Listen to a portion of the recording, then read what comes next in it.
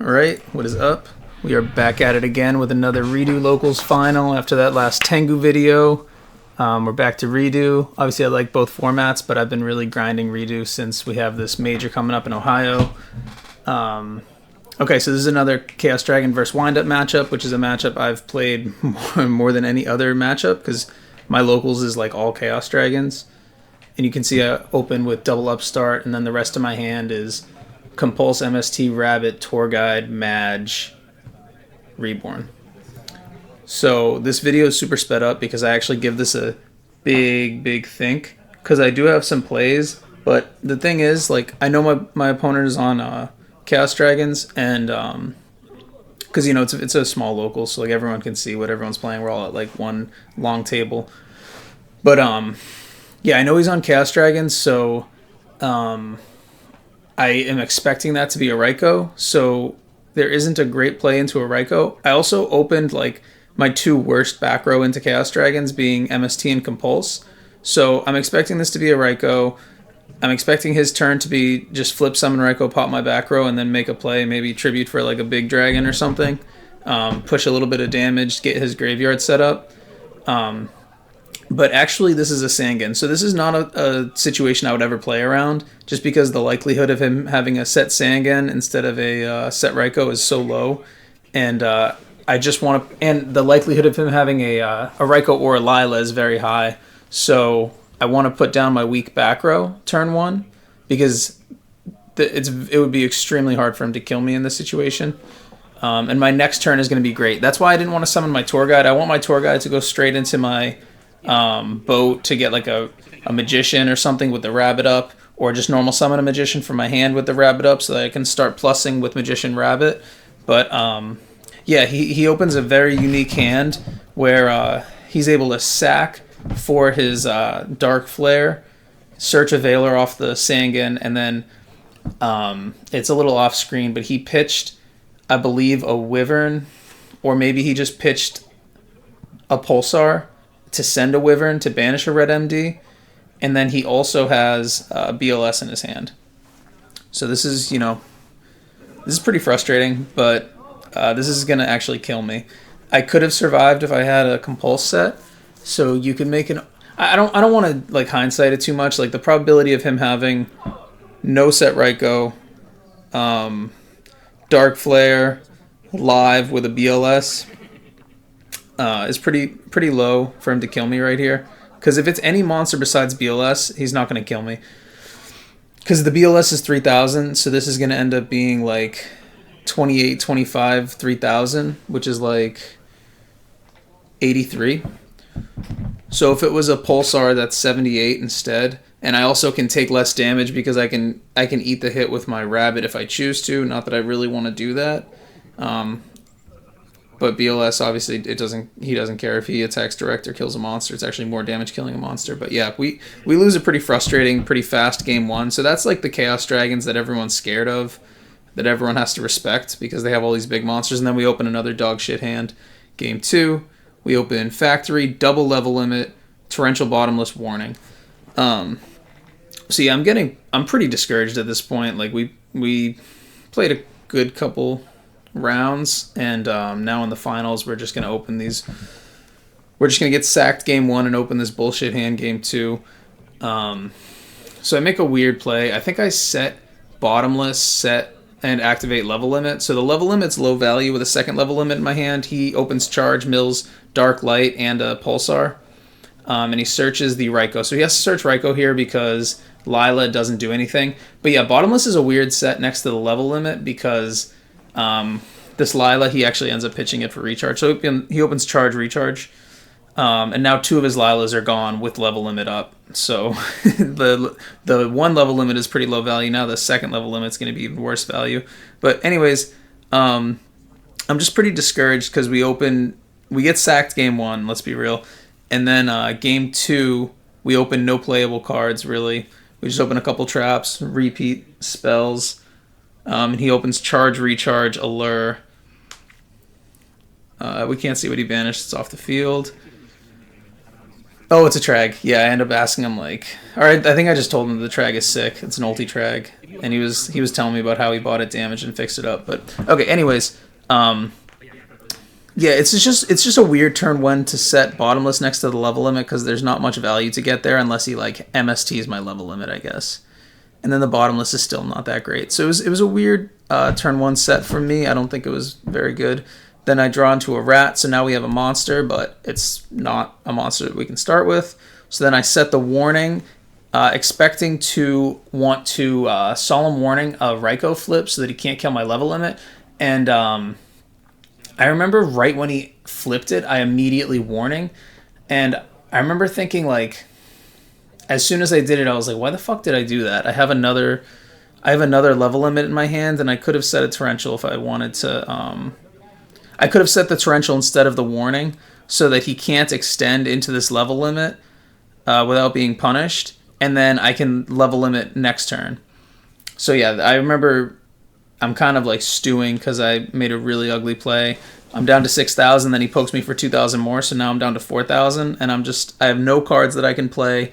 I have 2 level limits, torrential bottomless and rat, which has no targets, and factory, which also has no targets. And I remember just thinking like, wow, this is a very, very frustrating game. But these are some of the hands you have to play through with the windups. Like you end up, if you could just open Magician Shark or Factory Rabbit, like obviously the deck's a lot easier to play like that, but you end up drawing into these types of hands.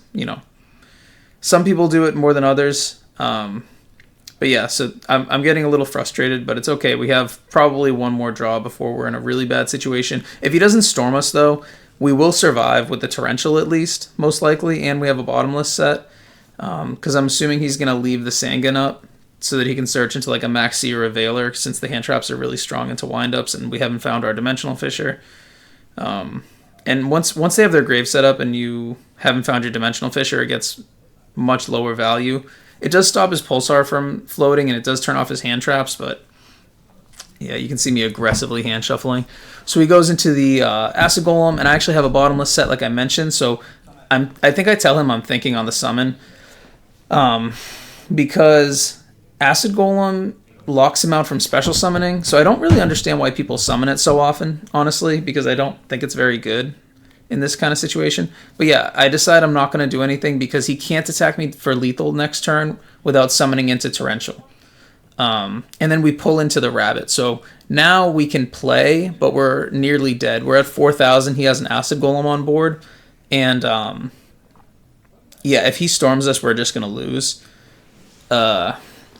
So I'm just going to normal summon this Rabbit, and I'm going to trigger this Factory in the battle phase. I tell him I'm going to the battle phase, and then I activate and banish. So he needs Storm, or else he's not going to be able to attack us for lethal, because if he summons into this Torrential, he will lose his board, and I'll still have the level limit and the bottomless. I bluff set the level limit next to my Torrential as well, just so that he can't get like a lucky space on me. I'm trying to hit one of the new ones. Yeah, he detaches for Acid Golem. So Lila won't clear. And he can't special summon. So basically, I don't feel I'm going to die this turn, even though I'm at 4,000. He just decides to poke in for 3,000. So now we have a dead warning in our deck, but it's fine. You don't want to be at 1,000, but this Acid Golem is not really threatening me since it's locking him out from special summoning, so he can't swarm the board, and he has not slammed a Storm, so I'm going to live at least. So setting into this bad Storm situation, I was going to lose to Storm anyways, so I'm just in a situation where I have to do this, even though I have no protection for Storm. But yeah, since he's not going to kill me, this Rabbit is actually going to go kind of hard, since it got me my search. So I have a Shark in hand from the Rabbit search, and then I draw into another monster, Rabbit. So we have the Rat, we just drew into the Rabbit, and then we have the Shark that we searched. So we can banish the Rabbit in the standby phase, and or we don't even have to do it in the standby phase, because it's actually nice to beta Veiler if we try to do it in the main phase. But anyways, we can activate a Rabbit and go Magician Shark, but I decide not to do that. This video is a little sped up, but I am a little bit in the tank, so I remember thinking, Magician Shark is how you're going to end up on like Shockmaster, but I have no battle traps for this Acid Golem, and he's at 8,000. So he has plenty of turns to leave this Acid Golem up, and putting a Shockmaster when it's smaller than his guy doesn't really make sense. Also, they can easily clear this. Actually, no, they can't. Not with the level limit up. But anyways, he has an Acid Golem up. His Tour Guides are gone, though. So I just think about how I want to end this turn, and what I want to do is end on Tempo to block his Acid Golem to take off the other material, and I want a Shockmaster to call spells so that he has no way to clear, because his Lila won't clear. He has to like tribute over his Acid Golem, or else he can't special summon, he can't attack. So I want to put him in a situation where he has to clear his own Acid Golem and take 2,000 damage because I Tempo a material off, and then maybe I can find the kill the following turn with him at 6,000 and a Shockmaster on my board. So I normal summon the rat, special summon the shark, search shark off factory, and now this is going to be my Tempo right here. And then I was able to, because I normal summoned this rat, I'm going to be able to turn this rat into a boat with a shark in hand, which is going to be my Shockmaster. This is going to turn into the standard Magician Shark, but it started with a Tempo, which is what I wanted, because Tempo is like the best answer to this Acid Golem.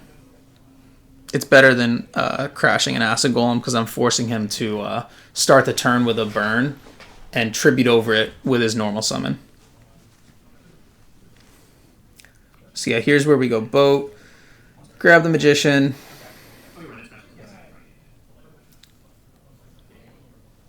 special the Shark, and then this is just going to be a more typical Magician Shark play. Yeah, you can see the judgments at the bottom of my deck. Oh, I think I almost mess up. I think I almost grab a rabbit, because I think I can trigger this Magician. But I've already triggered the Magician. That's what's grabbing the rabbit. So I almost grabbed the wrong card and lose right there. Because I really can't let him Dark Hole or Heavy Storm me or MST the level limit or anything. I really am in a very precarious position because my sets are level limit, which is a bluff set, Torrential, which I really don't want to use, and Bottomless, which is my only piece of protection, really, to defend this board. So yeah, I'm just going to sit here because I feel very safe, at least for one turn. I'm also monitoring his Dark's Engrave, because Dark Armed is one of the answers to this board. Even a BLS isn't going to be that great of an answer, since it'll have to come down in defense position, and 25 defense I can get through, since I can Acid Golem myself or go into like a Giga Brilliant, and then my Shockmaster's 26. I can go Tyrus, things like that. So yeah, this level limit is very good. Post side into, or I guess it doesn't matter, post side, pre side into Chaos Dragons. It's not that great into other matchups, which is why I'm kind of like, man, my side deck is so tight. I already feel really strong going up against Chaos Dragons. Like, do I really need to side the level limit? So this is like one of the last cards in my side deck, I'd say. But yeah, he ends up tributing for a Cyber Dragon, which is crazy. I mean, this card is not really sided, and I thought that Chaos Dragons had a tight extra deck. But yeah, Cyber Dragon's a good answer to the boat, because you can contact, kill the boat. But I don't know. I don't really think it's that great. I have been contacted a couple times in this format, which is kind of weird because Cyber Dragon is really not as common as it is in Edison. But yeah, he has the answer for the boat, but he's still stuck under this level limit, and then he summons this Dark Flare, and this doesn't threaten me either, so he can use its effect to start pitching stuff and banishing stuff, but the card I really care about coming down isn't even Red Eyes either. It's really just Dark Arm Dragon, so I'm holding my answer just for Dark Arm Dragon, because I don't care about these cards. I can clear them. I can attack right over them.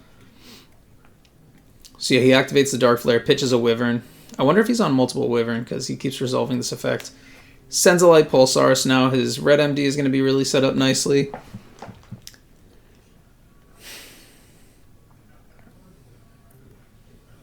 He banishes one of my monsters. We can't see it. It's off the screen.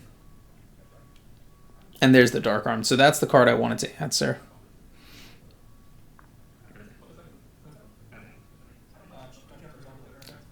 And here I tell him that he has a Wyvern effect that he has to resolve. But he was too excited to slam this secret Dark Armed.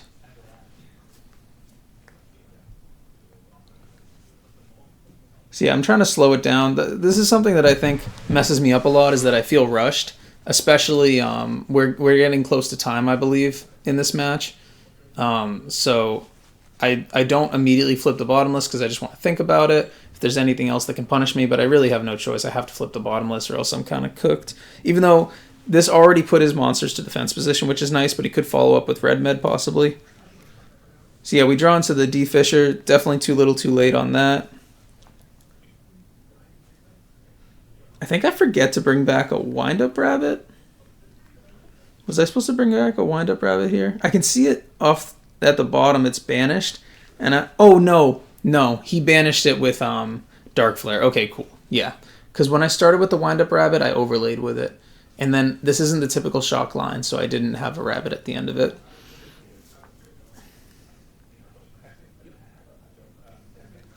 So here I'm just going to get my factory plus.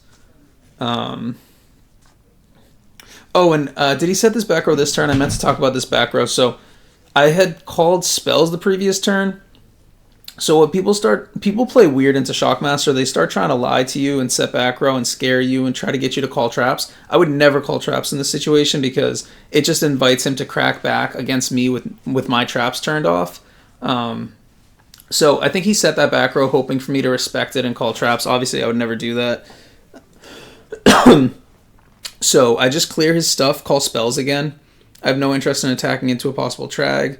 And now he's running out of resources. You see he sets a card and only has 2 cards in hand. I get my rabbit back, and I am just going to do some math to figure out how to kill him. And this is why I wanted that little bit of chip damage with that Acid Golem. So he's at 6,000 now, which makes this kill possible. I don't know if I have a kill line with him at 8,000. I probably threw a monster. Yeah, I don't know. I probably do. But this kill is much easier at 6,000. So I searched the rat last turn. Drew into a dead warning, you already know. And I think I'm just going to make a Giga Brilliant. And then the Temtempo plus the Shockmaster will be 22 plus 25 plus 600 from the Giga Brilliant. What is that? 4753. So then he only has 700 next outside of that left. So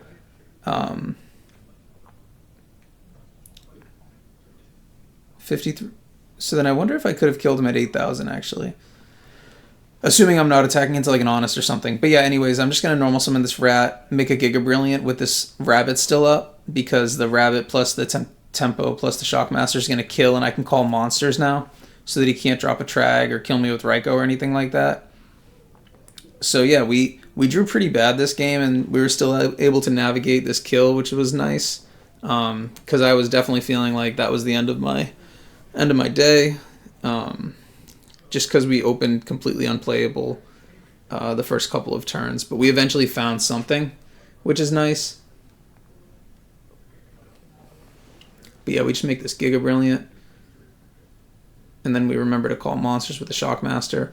And I think afterwards he tells me, like, yeah, the spell call with Shockmaster was really good. I had a Dark Hole. I was just going to clear the board and win.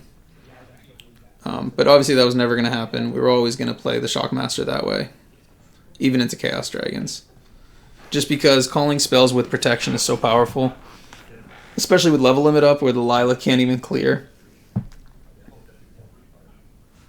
Okay, so we'll go into game 3 after kind of stealing that game 2 with a really shitty hand.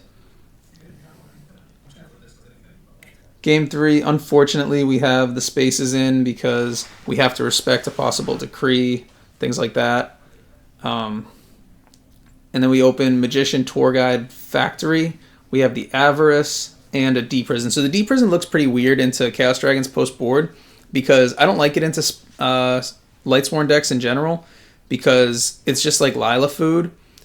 But with the floodgates that I'm playing. I have the Dimensional Fissure and the level limit, and then I have the factory that I plus with, plus all my real traps.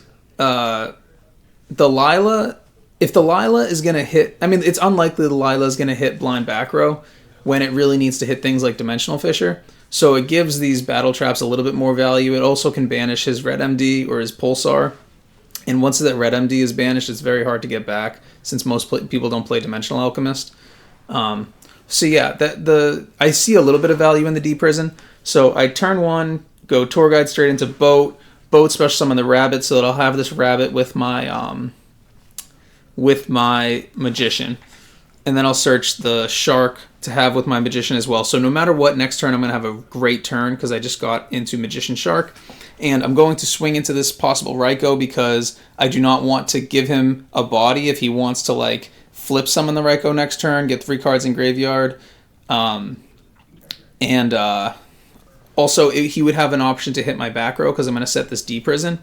So I want his Raikou to clear something right now. He can either clear my Rabbit or clear my Boat or my Factory. I know he's probably going to clear my Factory because that card just gives you so much advantage. It's like an insane card. So he's going to have to leave my Rabbit and my Boat. And then we see the Needle Sealing Milled. So this is a card that I haven't seen people side against me that much, but I am a little bit worried about it because it is really strong. But yeah, we set the D Prison, so now he has to like space that back row, or have like a Lila pop plus a Chaos Monster to clear this Boat, and then I'll still cook him with the Magician Shark next turn if he doesn't have hand traps.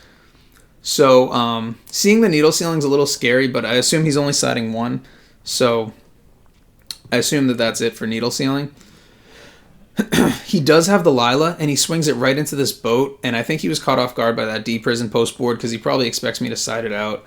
I didn't even mention this, but I'm playing against Dan, who is like always winning our locals, and it's almost always me and him in the finals in like every format. I've played him in the finals of Edison and Tengu so many times as well, so we've played against each other quite a few times. So he probably has a pretty good idea of like the way I play into him post board games 2-3, because in each format he's usually playing like one deck. So like we've had a lot of Edison finals, Birds versus Frogs, a lot of Tengu finals with whatever I'm playing in Tengu since I switch it up a lot. Oh, let's get back to the game actually. So I normal summon no, I activate Boat Effect into this back row just because and I go into another Earth just because this plays through like cards like Torrential since he'll go pretty neg.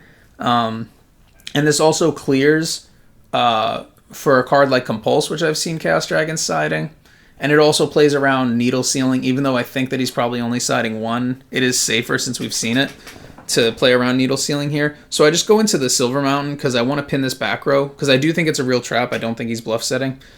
And then I get to make my Magician Shark play. Now here, I'm pretty sure I miss a really, really, really easy lethal line.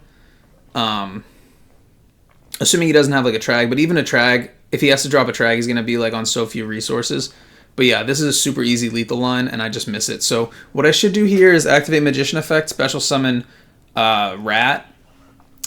But what I was thinking about was trying to special summon Shark from my hand, and then I think I remember telling myself, like, nice, clogged your board, nice, good job, great job. But yeah, so I have lethal here. If I just special summon a Rat, overlay the Shark and the Magician into a Pap, detach Shark, change the Rat, activate Rat, special summon Shark, and then that would be, then I make Giga Brilliant, and that would be 21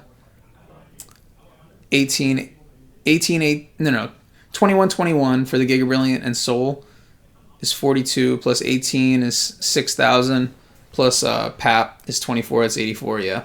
Yeah, so this is just lethal, but I fuck up. But at least I end on Shockmaster. Oh, also, we're in time at this point, so it's good to do damage, not that I want to win in time, but I think that this is my last... I think I know that this is my last turn, so I just want to go ahead and call monsters so that he cannot do that much the following turn with no monster effects.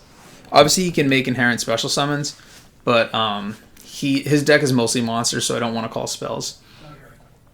It's like a scared move to be calling spells. I also think I'm like one monster in the graveyard away from being able to activate my Avarice.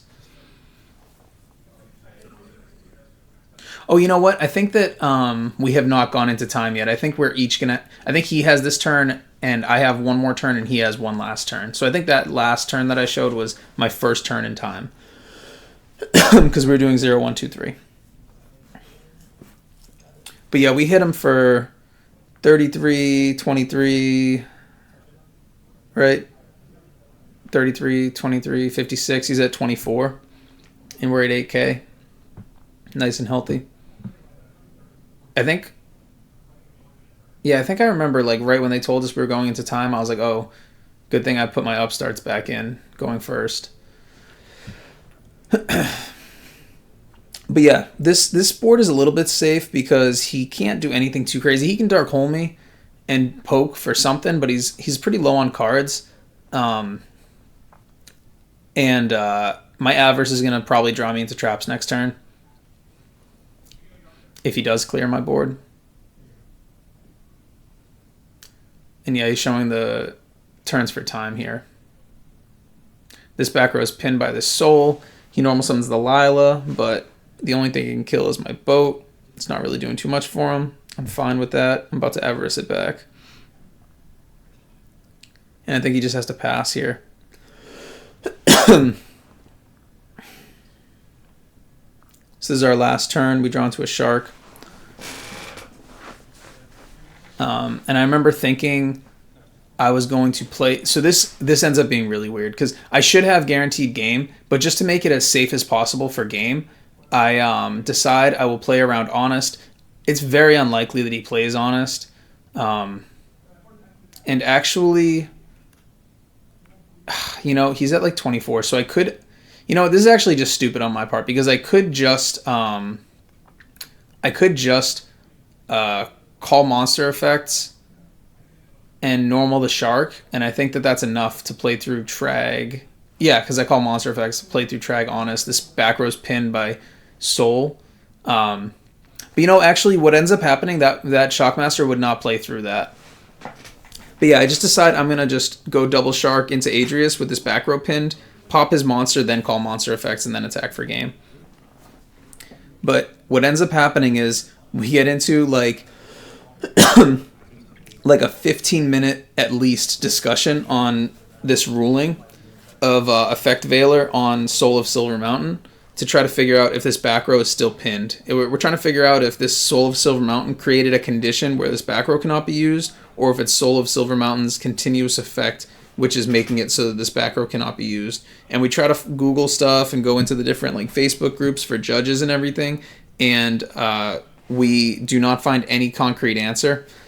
And this takes a while, and I just tell him like, this only matters if that's a needle ceiling. And I was like, and I highly doubt that you have 2 needle ceilings in right now because you milled one. And he just kind of shrugs his shoulders, and I was just like, oh man, is it really? And I'm just like, man, did I make the stupidest play? But if I did try to make that play around needle ceiling plus Effect Veiler, which I would never read, just because like second needle ceiling Veiler on my Soul, like I really was not expecting that. It still doesn't play around it because if I were to activate Shockmaster effect, call monsters, he can just chain Veiler on my Soul right there. And because he has the because he's at 24 and he has the Lila up, I can't normal summon or else the needle ceiling can be used. And then we're in the same situation. So I chose to play around the Honest, which was fine. I guess this made me normal summon into this. But yeah, this is incredibly awkward because now he's going to be able to. So I think that the decision we came to was that you can use that back row. So he does it. I think that my phone like dies or runs out of storage because this takes so long. But what ends up happening is he does have the needle ceiling with this Veiler. He clears my entire board. I don't know if you could see, but my hand was the card I drew into was like needle sealing, my own needle sealing, which I was testing in the side deck today. Oh yeah, you can see we're looking up like rulings and shit. But yeah, I end up just having nothing. Oh yeah, I have like magician needle sealing, and I already normal summon my shark, so I have nothing. I just set the needle sealing and pass, and then he has the last turn in time. I'm at 8,000. He's at 24. He normal summons the Sangan, attacks me directly, and shakes my hand because that's all he could do. But we ended up having this really long discussion trying to figure out how this ruling works, which is good for me to know. But yeah, we end up winning this one against Chaos Dragons. I have a couple more matches that I filmed from this locals, and from just playing with my friends. But it's a lot of Chaos Dragons versus windups because that's what is played a lot, and I'm testing windups a lot to try to get a list I'm happy with. So definitely let me know what you guys want to see because I don't want to keep posting the same matchup. Also because it might be a little cringe for people because I get to Shockmaster all the time against Chaos Dragons because it's so easy since they don't really have much interruption for you. And it's so effective against them. So I know that might not be the type of gaming people want to see. But yeah, let me know. There are other matchups that I can test. I also have some other decks that I like to play, even though we're gearing up for this major in Ohio. But yeah, this is the end of this match. I don't think that we're going to be able to see Dan flip over the needle ceiling, but it won't end up mattering since we went into time. And since he's like on like no resources anyways, I think he has like 2 cards in hand. And he's about to lose his 2 cards on field. So yeah, he's going to draw into a third. So he's not even up cards at the end of this needle ceiling somehow. But yeah, till next time.